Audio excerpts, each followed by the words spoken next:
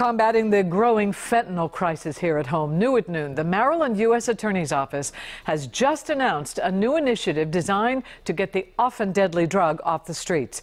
WJZ investigator Mike Helgen is live at the U.S. Attorney's Office with...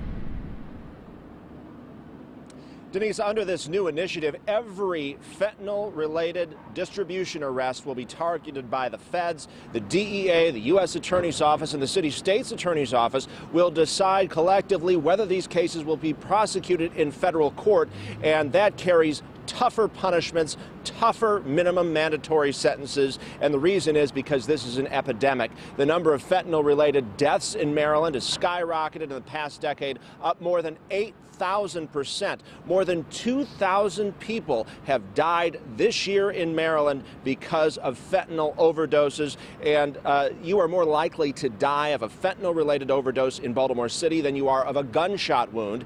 Here is the U.S. Attorney. Now, many people, including all of us up here, place a lot of attention on the number of homicides in Baltimore City. And that number has been, for several years, been hovering around the neighborhood of 300. Now, that number is, of course, unacceptable, and all of us up here are doing everything we can to bring that number down.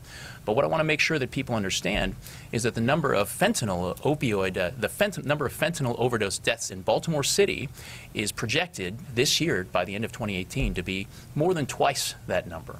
So that illustrates how acute the crisis is and the need for all of us to be coming together as we are in order to address the fentanyl crisis here in Maryland.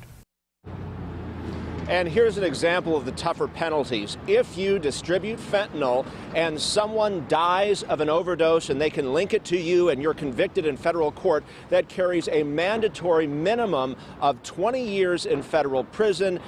Likely no parole. You're going to serve all of that time. We'll have more on this later today on WJZ. For now, we're live at the U.S. Attorney's Office.